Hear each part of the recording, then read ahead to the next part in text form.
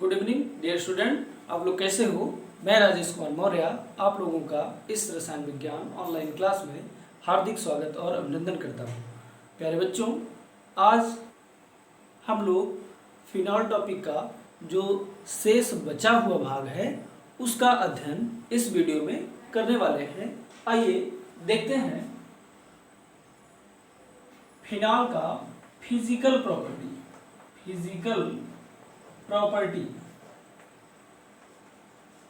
Phenol का भौतिक गुण। हमने आपको पहले बताया है कि किसी भी कंपाउंड में प्रमुख रूप से दो प्रकार के गुण होते हैं। एक तो उसका भौतिक गुण जो भौतिक परिवर्तन के कारण होता है, और उसका रासायनिक गुण जो रासायनिक परिवर्तन के कारण उस यौगिक में उत्पन्न होता है। तो आइए देखते हैं कि फिनॉल का जो भौतिक गुण है वो है क्या। फिनॉल जो होता है, फिनॉल जो सरलतम यह कह सकते हैं कि अगर शुद्ध फिनॉल है तो यह रंगहीन, कैसा होगा, रंगहीन होगा, क्रिस्टलीय ठोस होता है, रंगहीन क्रिस्टलीय ठोस होता है। और इसमें जो गंध होती है वो कह सकते हैं फिनोलिक गंध होती है। कैसी? फिनोलिक गंध होती है। विषैला है, संक्षारक है, आर्द्रताग्राही है, आर्द्रताग्राही होता है।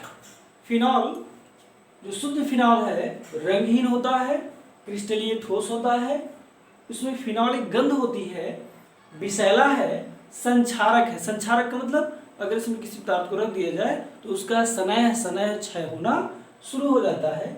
या कह सकते हैं इसको अगर किसी पदार्थ में, धातु में या किसी चीज में रख दिया जाए तो इसका यह धातु को या पदार्थ को सनह अपक्षय करना शुरू कर देता है। इसलिए कैसे ये एक संक्षारक पदार्थ होता है। आर्द्रताग्राही है, मतलब वायुमंडल की नमी को अवशोषित कर लेता है, वायुमंडल की नमी को अवशोषित कर लेता है, आर्द्रताग्राही हो गया। अगर इसे हम खुला छोड़ दें तो यह ऑक्सीकृत हो जाता है, और ऑक्सीकृत होने के साथ साथ यह हल्के गुलाबी रंग का, कैसे, हल्के गुलाबी रंग का हो जाता है। अगर शुद्ध है तो रंगहीन होगा, लेकिन अगर वायुमंडल में खुला छोड़ दिया जाए तो यह ऑक्सीकृत होकर के हल्के गुलाबी रंग में परिवर्तित हो जाता है। तो यह हो गया इसका पहला भौतिक गुण। क्या है? शुद्ध फिनॉल रंगहीन होगा, क्रिस्टलीय ठोस के रूप में होता है, फिनोलिक गंध वाला होता है, विषैला है, संक्षारक है, आर्द्रताग्राही होता है। अगर वायुमंडल में खुला छोड़ दिया जाए इसे तो यह हल्के गुलाबी रंग का हो जाता है। कैसा हो जाता है? हल्के गुलाबी रंग का। दूसरा, इसका मेल्टिंग पॉइंट जो होता है वो 42 डिग्री सेल्सियस होता है। कितना होगा? 42 डिग्री सेल्सियस। और इसका जो बॉइलिंग पॉइंट होता है वह 182 डिग्री सेल्सियस होता है। इसका मेल्टिंग पॉइंट 42 डिग्री सेल्सियस और जो बॉइलिंग पॉइंट है वो 182 डिग्री सेल्सियस होता है। तीसरी बात यह है, यह लगभग 9% जल में, कहाँ, 9% जल में पूर्ण विलेय होगा या विलेय होता है। मतलब ये हो गया कि यह जल में अल्प विलेय होता है सामान्य ताप पर, लेकिन अगर टेम्परेचर को हम बढ़ा दें, लगभग 65 डिग्री सेल्सियस कर दें, तो यह जल में पूर्ण रूप से विलेय हो जाता है। जल में पूर्ण रूप से विलेय है, लेकिन तब जब टेम्परेचर 65 डिग्री सेल्सियस हो। अगर टेम्परेचर कम है, सामान्य कमरे का ताप है, तो यह जल में अल्प विलेय होता है, लगभग 9%। कितना? लगभग 9% पानी में घुलता है। ठीक है, या यूं कह सकते हो कि इसकी जल में विलेयता जो होती है वो थोड़ी कम होती है अगर हम तुलना करें अल्कोहल की, क्योंकि अल्कोहल जल में पूर्ण रूप से विलेय होता है और फिनॉल में भी हाइड्रोक्सी समूह है, लेकिन यह जल में अल्प विलेय होता है। अगर ऐसा प्रश्न पुटअप किया जाए कि क्या कारण है कि अल्कोहल जल में पूर्ण विलेय है जबकि फिनॉल अल्प विलेय होता है, ऐसा इसलिए है क्योंकि अल्कोहल जो होता है, देखिए अल्कोहल में भी हाइड्रोजन बंध होता है और फिनॉल में भी हाइड्रोजन बंध होता है, फर्क इतना है कि जो फिनॉल है यह है एरोमेटिक, इसमें जो फेनिल समूह है या यूं कह सकते हैं बेंजीन समूह, ये वाला ग्रुप ये थोड़ा बड़ा है, ठीक है, कैसा है, थोड़ा बड़ा है, और ये पोलर तो है, हाइड्रोजन बंध भी बना रहा है, पोलर है, लेकिन इसके कारण तो ये थोड़ा बहुत खुल जाता है, लेकिन इस समूह के कारण यह पानी में एल्कोहल की तुलना में ये एल्किल समूह से थोड़ा बड़ा है, तो जब एल्किल समूह से बड़ा है तो इसलिए यह पानी में थोड़ा कम घुलता है। तो ऐसा कह सकते हैं कि जो हमारा एल्कोहल है उसमें एल्किल समूह पाया जाता है, जबकि फिनॉल में फेनिल समूह होता है, और फेनिल समूह के कारण यह पानी में कम घुलता है और एल्कोहल पूर्ण रूप से विलय हो जाता है, ज्यादा मात्रा में घुल जाता है। तो इस तरह से कह सकते हैं कि सामान्यता पर एल्कोहल, सामान्यता पर फिनॉल 9% जल में विलय होता है, लेकिन अगर टेम्परेचर बढ़ा दिया जाए 65 डिग्री सेल्सियस कर दिया जाए तो यह जल में पूर्ण रूप से विलय होता है। और एक बात कि यह कार्बनिक विलायकों में, किसमें, कार्बनिक विलायकों में पूर्ण रूप से विलय होता है, कार्बनिक विलायकों में पूर्ण रूप से विलय होता है, विलय होता है। इस तरह से कार्बनिक विलायकों में पूर्ण रूप से विलय होगा। एक बार फिर से हम उसको रिकॉल कर लेते हैं। एल्कोहल, इसका एल्कोहल का फिनॉल का जो फिजिकल प्रॉपर्टी है, भौतिक गुण है, तो फिनॉल, शुद्ध फिनॉल जो है रंगहीन होगा, क्रिस्टलीय ठोस है, इसमें फिनॉलिक गंध होती है, विषैला पदार्थ है, संक्षारक होता है, आर्द्रता ग्राही होता है, अगर इसे खुला छोड़ दिया जाए तो ऑक्सीकृत होकर के ये हल्के गुलाबी रंग को धारण कर लेता है। इसका जो मेल्टिंग पॉइंट मतलब गलनांक एक निश्चित ताप पर यानी 42 डिग्री सेल्सियस टेम्परेचर पर यह द्रवावस्था में परिवर्तित हो जाता है, और 182 डिग्री सेल्सियस टेम्परेचर पर यह वाष्प अवस्था में परिवर्तित हो जाता है।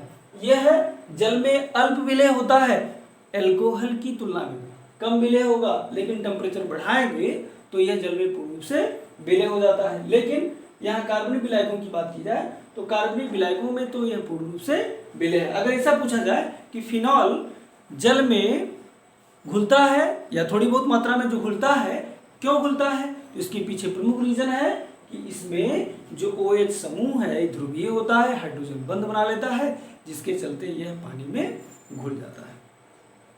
इसके बाद देखते हैं केमिकल प्रॉपर्टी।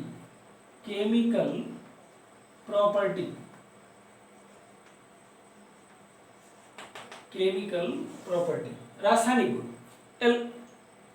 फिनॉल का हम रासायनिक गुण देखें तो इसमें फिनॉल के रासायनिक गुण को देखने के लिए अगर देखा जाए तो इसका अगर हम स्ट्रक्चर बनाएं तो इसके स्ट्रक्चर में हमको दो तरह के समूह दिख रहे हैं, एक तो OH और एक पूरा बेंजीन रिंग, यानी बेंजीन नाभिक के कारण अभिक्रिया, रासायनिक अभिक्रिया, और दूसरा OH समूह के कारण अभिक्रिया। तो अगर प्रॉपर्टी देखा जाए तो इसकी प्रॉपर्टी को हम दो पार्ट में करके इसका स्टडी कर सकते हैं। एक OH समूह के कारण, इसके OH समूह के कारण अभिक्रिया या रासायनिक गुण, और दूसरा है बेंजीन रिंग या नाभिक के कारण अभिक्रिया। इसकी जो रासायनिक अभिक्रियाएं हैं वह हम मान सकते हैं, उसको हम दो भाग में बांट करके उसका स्टडी कर सकते हैं, अध्ययन कर सकते हैं। पहला है OH समूह के कारण अभिक्रिया, यानी कौन कौन सी ऐसी अभिक्रियाएं हैं जो OH समूह के कारण फिनॉल देता है। दूसरा बेंजीन रिंग के कारण कौन कौन सी अभिक्रिया है जो फिनॉल देता है। आइए देखें, तो इसमें हम देखते हैं कि दो तरह से, कितने तरह से, इसको भी हम दो पार्ट में करके जो है स्टडी करते हैं। एक OH समूह यानी कह सकते हैं एल्कोहल से, भाई OH एल्कोहल में भी है और फिनॉल में भी है, तो एक है एल्कोहल से भिन्न क्रिया, भिन्न अभिक्रिया। इसकी कुछ अभिक्रियाएं ऐसी हैं जो एल्कोहल से भिन्न होती है। भाई भिन्न क्यों ना हो, क्योंकि फिनॉल है, एल्कोहल से अलग है, इसलिए एल्कोहल से कुछ भिन्न अभिक्रिया ये देता है। और दूसरा एल्कोहल के समान, क्योंकि OH समूह है इसलिए इसकी कुछ अपक्रियाएं ऐसी हैं जो एल्कोहल के जैसी होती हैं। तो दूसरा जो है वो है एल्कोहल के समान, एल्कोहल के समान अवक्रिया, एल्कोहल के समान अवक्रिया, एल्कोहल से भिन्न अवक्रिया, एल्कोहल के समान अवक्रिया। तो आइए देखते हैं, सबसे पहले हम लोग स्टडी करेंगे जो पहला पॉइंट है वो है एल्कोहल से भिन्न अवक्रिया, एल्कोहल से भिन्न अवक्रिया। आखिर इसकी कौन कौन सी ऐसी अवक्रियाएं हैं जो एल्कोहल से भिन्न होती है। इसमें पहला जो गुण है वो है acidic character, acidic character, acidic character. क्या है एसिडिक कैरेक्टर? एसिडिक मतलब अम्लीय गुण। कौन सा गुण? अम्लीय गुण। अब देखें, हमने आपको बताया था कि एल्कोहल में अम्लीय गुण होता है, एल्कोहल में अम्लीय गुण होता है, लेकिन जल से कम। किससे कम? जल से कम अम्लीय गुण होता है। उसी प्रकार से देखें, फिनॉल में अम्लीय गुण होता है जल से ज्यादा। किससे? जल से ज्यादा, लेकिन कार्बोनिक एसिड से कम। इसमें अम्लीय गुण है, फिनॉल अम्लीय गुण रखता है, जबकि अगर देखा जाए तो एल्कोहल भी अम्लीय गुण रखता है लेकिन जल से कम। और यहाँ पर ये जो अम्लीय गुण रखेगा वह जल से ज्यादा। आइए देख लेते हैं, एक छोटा सा क्रम देख लेते हैं। अगर देखें तो RCOOH ये क्या है? कार्बोक्सिलिक एसिड का सामान्य सूत्र है। R एल्किल समूह, COOH कार्बोक्सिल समूह है। यह ज्यादा अम्लीय है किसकी तुलना में? H2CO3 की तुलना में। अब कहोगे ये क्या है? H2CO3 का नाम क्या? Carbonic acid. क्या नाम है? Carbonic acid. इससे ज्यादा ये ज्यादा अम्लीय है किससे? फिनॉल से, C6H5OH। इससे ये ज्यादा अम्लीय है किससे? HOH, HOH मतलब जल। और इससे भी ज्यादा अम्लीय, ये भी ज्यादा अम्लीय है किससे? C2 या कह सकते हैं यहाँ पर ROH। ये क्रम बन गया। तो यहाँ देख, क्रम जो बना है इस क्रम में हमने देखा कि जो ROH यानी एल्कोहल है यह वीक, लीस्ट, बहुत कम एसिडिक गुण रखता है। किससे? जल से। जल से कम अम्लीय गुण है। जल से ज्यादा अम्लीय फिनॉल हो गया, और फिनॉल से ज्यादा अम्लीय कार्बोनिक एसिड, और इससे ज्यादा अम्लीय कार्बोक्सिलिक एसिड। अगर देखें तो जो वास्तव में एसिड का जो प्रॉपर्टी होगा, गुण होता है, ये कार्बोनेट और बाइकार्बोनेट से, कार्बोनेट से और बाइकार्बोनेट से अभिक्रिया करके कार्बन डाइऑक्साइड मुक्त करता है। क्या मुक्त करता है? Carbon dioxide. लेकिन यह कार्बोनेट और बाइकार्बोनेट से अभिक्रिया नहीं करता है, कार्बोनेट और बाइकार्बोनेट से अभिक्रिया नहीं करता। हाँ एसिडिक है, इसका Ka अप्रॉक्स 1.3 इंटू 10⁻⁻10 होता है। इसका जो Ka आयनन स्थिरांक है, उस आयनन स्थिरांक का मान 1.3 गुणे 10 के पावर -10 होता है। ठीक है, तो इसके नाते देखें तो यह अम्लीय है जल से ज्यादा लेकिन कार्बोनिक एसिड से कम। तो फिनॉल कभी भी कार्बोनेट बाइकार्बोनेट से रिएक्शन नहीं करेगा, ये कार्बोनेट बाइकार्बोनेट से अभिक्रिया करेगा तो कार्बन डाइऑक्साइड रिलीज करेगा। भाई अम्ल है तो यह नीले लिटमस को क्या कर देगा? लाल कर देगा। तो यह नीले लिटमस को, नीले लिटमस पेपर को लाल कर देता है। क्या कर देता है? लाल कर देता है। भाई लिटमस पेपर दो टाइप के होते हैं, एक नीला और एक लाल। तो अगर नीला लिटमस पेपर है उसको अम्ल में ले जाएंगे तो वह उसे लाल कर देगा, लेकिन अगर कोई क्षार है तो उस क्षार में अगर हम कोई लाल लिटमस पेपर लेके जाएं तो वही लिटमस पेपर नीला हो जाता है। ये गुण होता है, यानी यह एक प्रकार का अम्ल क्षार सूचक की तरह कार्य करता है। यानी लिटमस पेपर जो होगा एक प्रकार का अम्ल क्षार सूचक है। अम्ल क्षार सूचक है, अम्लीय माध्यम में लाल होगा लिटमस पेपर और क्षारीय माध्यम में नीला होगा। तो जो फिनॉल है यह है लिटमस पे नीले लिटमस पेपर को लाल कर देता है, जिससे सिद्ध होता है कि फिनॉल एसिडिक गुण या कह सकते हैं कि अम्लीय गुण रखता है। अब अगर पूछा जाए कि क्यों, ऐसा क्यों है कि फिनॉल अम्लीय गुण रखता है, ऐसा क्यों है कि फिनॉल में अम्लीय गुण है। हाँ, नीला लिटमस पेपर, तो फिनॉल में अम्लीय गुण आता कहाँ से है इसके बारे में देखते हैं। अगर हम फिनॉल का स्ट्रक्चर बनाएं तो फिनॉल का स्ट्रक्चर इस तरह से होता है, इस तरह से, यहाँ हो गया O, यहाँ हो गया H, ये एकाकी इलेक्ट्रॉन युग्म हो गया। अब अगर देखा जाए तो एकाकी इलेक्ट्रॉन युग्म है, तो ये एकाकी इलेक्ट्रॉन युग्म ये इस कार्बन को दे देगा, जिसके कारण ये जो बांड है, डबल बांड है, यहाँ पर पाई इलेक्ट्रॉन इस पर चले आते हैं और यहाँ पर एक तरह से रिजोनेंस शुरू हो जाता है, अनुनाद शुरू हो जाता है। अब जब अनुनाद शुरू हो जाता है तो ऑक्सीजन और इस कार्बन के बीच में डबल बॉन्ड क्रिएट हो जाता है और यहाँ पर धन चार्ज आ जाता है, यहाँ ऋण हो गया और यहाँ पर इस तरह से ये व्यवस्था हो जाती है। देखें, ये जो पाई इलेक्ट्रॉन है, ये पाई इलेक्ट्रॉन डीलोकेलाइज्ड होता है, लोन पेयर ऑफ इलेक्ट्रॉन यहाँ है, ये लोन पेयर ऑफ इलेक्ट्रॉन एकाकी इलेक्ट्रॉन इस कार्बन परमाणु को दे देता है और ये जो डबल बॉन्ड है पाई इलेक्ट्रॉन है, ये डीलोकलाइज्ड है, तो यहाँ इस कार्बन पर चलाता है, जिसके कारण यहाँ पर ऋणावेश और यहाँ पर क्या उत्पन्न हो जाता है, धनावेश। अब ये जो डबल बॉन्ड है ऑक्सीजन और कार्बन के बीच में, यह ज्यादा क्लोज हो जाता है दूसरे के, और जब ज्यादा क्लोज हो जाता है तो ये धनावेश यानी ये जो इलेक्ट्रॉन है इन दोनों के बीच में जो बंध है, इस बंध का जो इलेक्ट्रॉन है ये इसके पास रह जाता है और ये धनावेश के रूप में H+ आयन बड़ी आसानी से दे देता है। और रिजोनेंस ये ऐसे केवल इतने नहीं है, ये रिजोनेंस करता हुआ इस तरह से बिहेवियर प्रस्तुत करता है। इसके कई रिजोनेटिंग स्ट्रक्चर बन सकते हैं, कई रिजोनेटिंग स्ट्रक्चर बन सकते हैं इस तरह से। डबल बॉन्ड O, यहाँ हो गया प्लस, यहाँ पर दो एकाकी इलेक्ट्रॉन बचे हुए हैं और ये हो गया H। अब और इसको रिजोनेट किया जाए तो यहाँ पर चला गया और इस तरह से इसकी स्ट्रक्चर इस तरह से बन जाती है, माइनस डबल बॉन्ड O और यहाँ हो गया प्लस एकाकी इलेक्ट्रॉन और ये हो गया हाइड्रोजन। तो ये फिनॉल रिजोनेंस कर रहा है, अनुनाद कर रहा है। तो अच्छा, अनुनाद क्या है? अनुनाद के बारे में देख लें कि कुछ यौगिक ऐसे होते हैं जिनकी हम 2 या 2 से अधिक लुई संरचनाएं बना सकते हैं।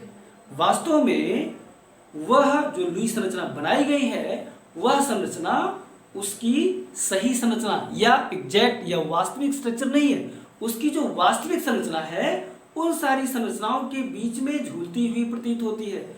इसी घटना को, इसी प्रक्रिया को अनुनाद कहा जाता है। क्या कहा जाता है? अनुनाद। तो एक तरह से मान सकते हैं कि फिनॉल में एक प्रकार का अनुनाद उत्पन्न हो रहा है, अनुनादी प्रभाव उत्पन्न हो रहा है और इस अनुनादी प्रभाव के कारण जो ऑक्सीजन और कार्बन के बीच में बंध है वो बहुत ज्यादा क्लोज हो जाते हैं, जिसके कारण ये हाइड्रोजन आयन H+ के रूप में आसानी से रिलीव हो जाता है, आसानी से निकल जाता है। और जब आसानी से निकल जाता है तो बनता क्या है? यहाँ अगर H+ निकल गया, ये देखें H+ तो बन गया क्या, एक तरह से मान सकते हैं हम फिनॉक्साइड आयन और H+, क्या H+। तो देखें कोई पदार्थ अगर H+ आयन देता है इसका मतलब उसमें अम्लीय गुण है, क्योंकि अम्ल ही हाइड्रोजन आयन रिलीव करते हैं, निकालते हैं। और ये जो फिनॉक्साइड आयन है, ये फिनॉक्साइड आयन रिजोनेंस के द्वारा अपने आप को स्टेबल कर लेता है। क्या कर लेता है? स्टेबल कर लेता है, जिसके कारण इसमें एल्कोहल से भी ज्यादा एसिडिक गुण पाया जाता है। कभी कभी ऐसा प्रश्न पूछा जाता है कि फिनॉल एल्कोहल से अधिक अम्लीय है, क्यों?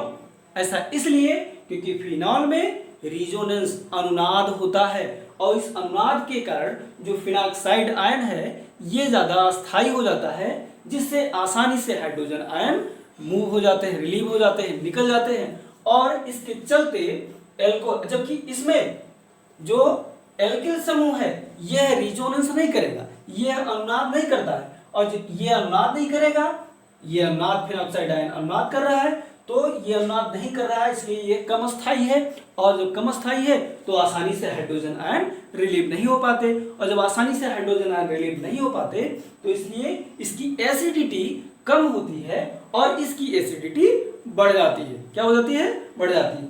ये दोनों में कंपैरिजन है, इस तरह से हम लोग मान सकते हैं या इसका आंसर बता सकते हैं। फिर से देख लीजिए, कभी कभी ऐसे प्रश्न पुटअप किए जाते हैं कि आखिर क्या कारण है कि अल्कोहल से ज्यादा फिनॉल अम्लीय है या फिनॉल अल्कोहल से अधिक अम्लीय है, क्यों? इसके पीछे प्रमुख कारण है। इसका आंसर यही है कि फिनॉल में अनुनाद उत्पन्न होता है, जबकि अल्कोहल में कोई अनुनादी संरचनाएं नहीं होती है। यहाँ एल्किल समूह में अनुनाद उत्पन्न नहीं हो रहा है, हाँ फेनिल समूह में अनुनाद उत्पन्न हो रहा है या फेनॉक्साइड आयन में अनुनाद उत्पन्न हो रहा है, जिसके चलते यह फेनॉक्साइड के रूप में ज्यादा स्थायीकृत हो जाता है और आसानी से हाइड्रोजन आयन रिलीव कर लेता है और इसकी जो एसिडिटी है बढ़ जाती है। हाँ, लिटमस पेपर को लाल कर देता है, इसका जो आयनन स्थिरांक है 1.3 × 10⁻10 होता है, लेकिन इतना भी ज्यादा अम्लीय गुण नहीं प्रस्तुत करता कि यह कार्बोनेट और बाइकार्बोनेट से अपक्रिया करके कार्बन डाइऑक्साइड गैस उत्पन्न करे। आइए देखते हैं कि फिनॉल के अम्लीय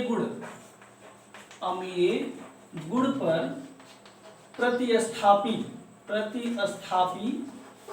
समूह का प्रभाव क्या होता है।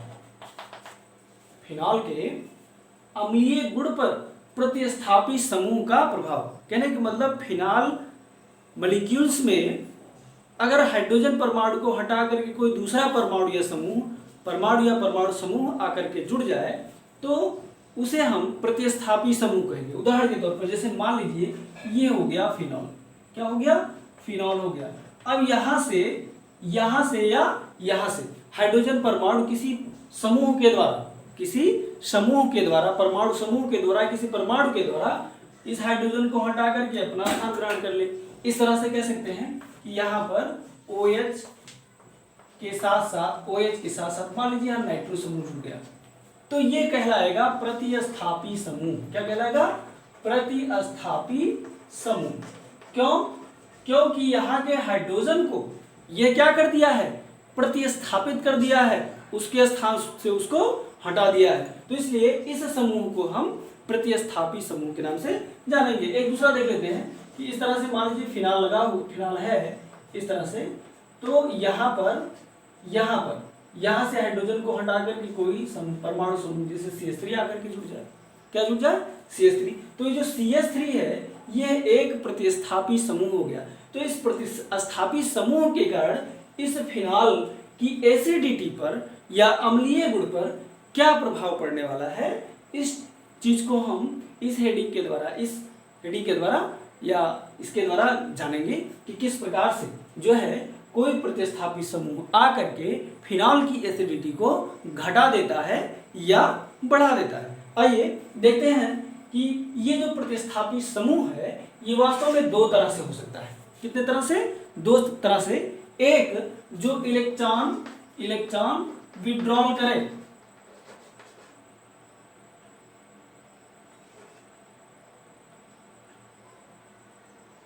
विड्रॉइंग ग्रुप, एक जो इलेक्ट्रॉन को विड्रॉल मतलब आकर्षित करे, एक जो इलेक्ट्रॉन का विड्रॉल करता हो, ऐसे समूह को हम इलेक्ट्रॉन विड्रॉइंग ग्रुप के नाम से जानेंगे। इलेक्ट्रॉन को विड्रॉल मतलब निकाले, एक दूसरा जो इलेक्ट्रॉन को डोनेट करे, इलेक्ट्रॉन डोनेटिंग ग्रुप, यानी एक जो इलेक्ट्रॉन को दे। यहां पर देखें तो अगर यहां इसकी बात की जा रही है तो यहां पर जो NO2 है यह इलेक्ट्रॉन को खींचता है, तो ये क्या हो गया? एक प्रकार का इलेक्ट्रॉन विड्रॉइंग ग्रुप। क्या हो गया? Electron withdrawing group. और ये क्या करता है? ये इलेक्ट्रॉन को दे रहा है, इसलिए इसे हम कहेंगे इलेक्ट्रॉन डोनेटिंग ग्रुप। अब ये जो इलेक्ट्रॉन विड्रॉइंग ग्रुप है ये होते हैं, याद कर लीजिए, NO2 हो सकता है, Cn हो सकता है, या ऐसे परमाणु समूह जो अनसैचुरेटेड हो या जिनमें डबल या ट्रिपल बॉन्ड होता है। इसको जो है जब आपको सब्स्टिट्यूएंट पढ़ाएंगे कि डायरेक्टिंग ग्रुप, तो वहाँ आपको बताया जाएगा डिटेल में। फिलहाल अभी यहाँ पर हम लोग केवल इतना देखेंगे कि जो हमारा NO2 है, नाइट्रो समूह है, साइनो समूह है और हेलोजन, और क्या हेलोजन X, ये इलेक्ट्रॉन विड्रॉल करते हैं और इनके कारण इस मॉलिक्यूल्स पर -I इफेक्ट उत्पन्न होता है। क्या उत्पन्न होता है? -I effect. दूसरा इलेक्ट्रॉन डोनेटिंग ग्रुप, यानी इलेक्ट्रॉन को देने वाले। कौन से? इलेक्ट्रॉन को देने वाले। तो इलेक्ट्रॉन को देने वाले जो होते हैं, जैसे हो गया OH को ही ले लीजिए, ठीक है, एल्किल समूह R हो गया।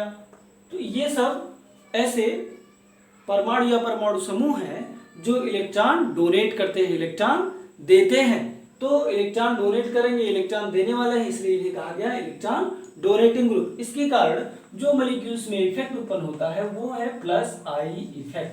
क्या है? +I effect. इंडक्टिव इफेक्ट का नाम आपने सुना होगा। इंडक्टिव इफेक्ट में होता क्या है? किसी मॉलिक्यूल्स में जो सिग्मा बॉन्ड होता है या सिग्मा बॉन्ड के जो इलेक्ट्रॉन होते हैं वो उच्च ऋण विद्युतीय परमाणु की तरफ खिसक जाते हैं, जिसके चलते उच्च ऋण विद्युतीय परमाणु पर आंशिक रूप से ऋणावेश और बाकी परमाणु पर आंशिक रूप से धनावेश आना शुरू हो जाता है। तो इस प्रभाव को मॉलिक्यूल्स में अगर ऐसा प्रभाव कोई उत्पन्न हो रहा है तो ऐसे प्रभाव को हम लोग प्रेरिक प्रभाव के नाम से जानते हैं। तो प्रेरिक प्रभाव में भी दो प्रकार का प्रभाव है, एक -I इफेक्ट और एक +I इफेक्ट। तो -I इफेक्ट मतलब जो इलेक्ट्रॉन को विड्रॉल कर रहा हो, इलेक्ट्रॉन को आकर्षित कर रहा हो, दूसरा जो इलेक्ट्रॉन को डोनेट कर रहा हो। अब आइए इस दोनों में हम अगर डिफरेंस देखें, इन दोनों में एसिडिटी की बात करें तो देखें कि यह इसके इलेक्ट्रॉनों को खींच रहा है, तो जब इलेक्ट्रॉनों को खींच रहा है तो इसमें इलेक्ट्रॉनों की और कमी होगी, जिससे बड़ी तेजी से जो इस पर एकाकी इलेक्ट्रॉन है यहाँ आना शुरू कर देंगे, और जब यहाँ आना शुरू करेंगे तो और आसानी से हाइड्रोजन आयन मुक्त हो जाएगा। और यहाँ देखें ये इलेक्ट्रॉन दे रहा है, तो इलेक्ट्रॉन की कमी यहाँ है। क्यों? अगर पूछा जाए क्यों, क्योंकि भाई यहाँ अनसैचुरेशन है, तो अनसैचुरेशन के कारण इलेक्ट्रॉन की कमी है। तो इलेक्ट्रॉन की कमी है और ये इलेक्ट्रॉन को और दे रहा है, तो उस कमी को ये पूरा कर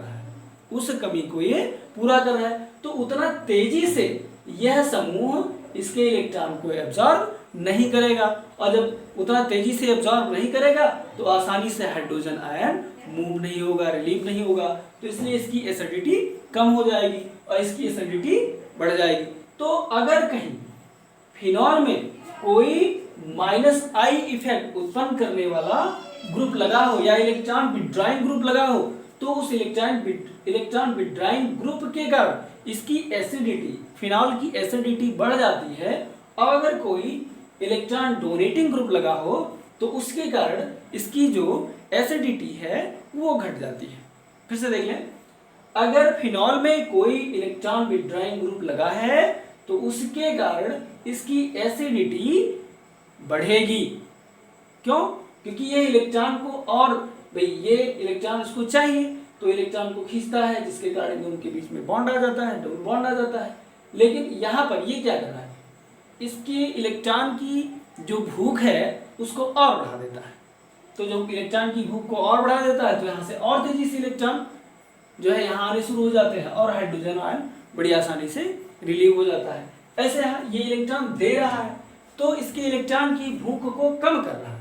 तो जो उसकी इलेक्ट्रॉन की भूख को कम कर रहा है तो ये उतना तेजी से इलेक्ट्रॉन नहीं देगा, और उतना तेजी से इलेक्ट्रॉन नहीं देगा तो आसानी से हाइड्रोजन आयन रिलीव नहीं होगा। इसमें कई प्रतिस्थापी समूह हैं। इसमें देख लेते हैं कि अगर हम पहले इसकी चर्चा कर लें कि इलेक्ट्रॉन विड्रॉइंग ग्रुप है, तो इलेक्ट्रॉन विड्रॉइंग ग्रुप अगर कोई लगा हो, जैसे यहाँ पर हम ले लेते हैं अगर हम यहाँ ले लेते हैं पैरानाइट्रोफिनॉल, क्या ले लेते हैं?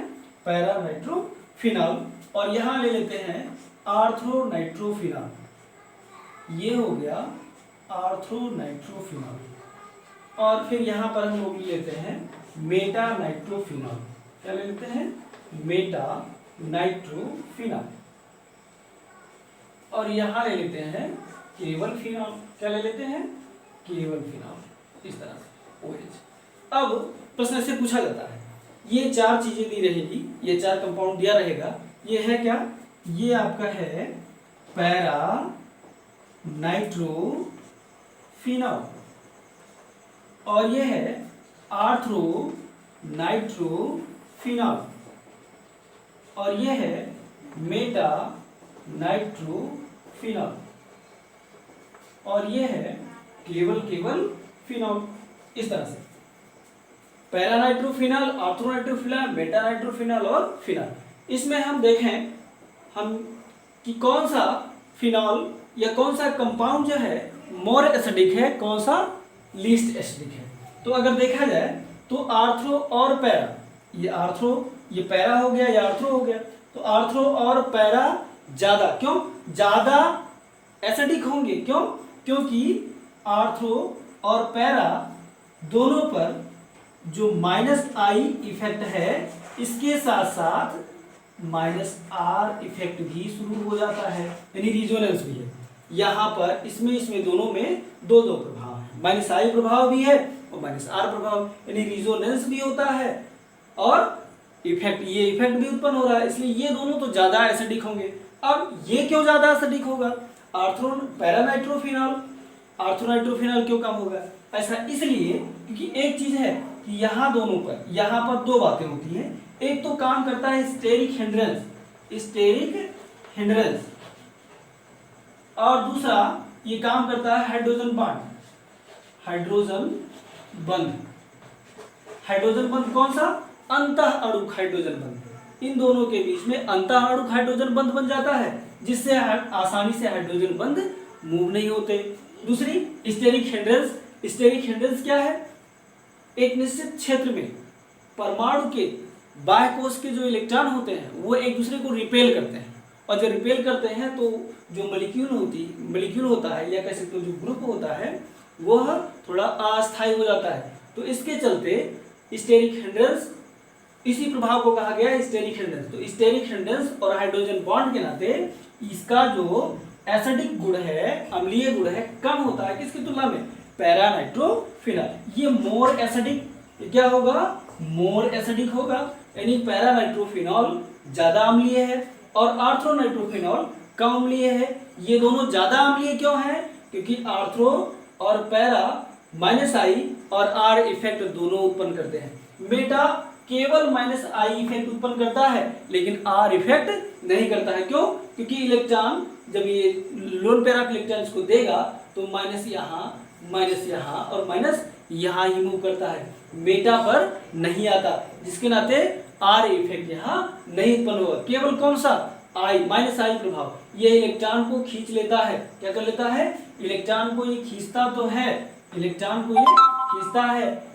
प्रभाव उत्पन्न कर रहा है। इसलिए और एक चीज है कि यहाँ पर देखें, एक और बात है कि इसकी जो यहाँ से जो लेंथ है, दूरी है, थोड़ी ज्यादा हो जाती है, जिसके चलते ये थोड़ा कम अम्लीय होता है। और फिनॉल में किसी भी प्रकार का प्रतिस्थापी समूह नहीं लगा है, इसलिए फिनॉल सबसे कम अम्लीय होता है। इस तरह से इसका ऑर्डर बन जाएगा। Para nitrophenol more acidic then arthro nitrophenol more acidic than meta nitrofinol and meta nitrofinol is more acidic than phenol। ये बात होती है, ये क्रम याद रखिएगा, एग्जाम में अक्सर पूछा जाता है।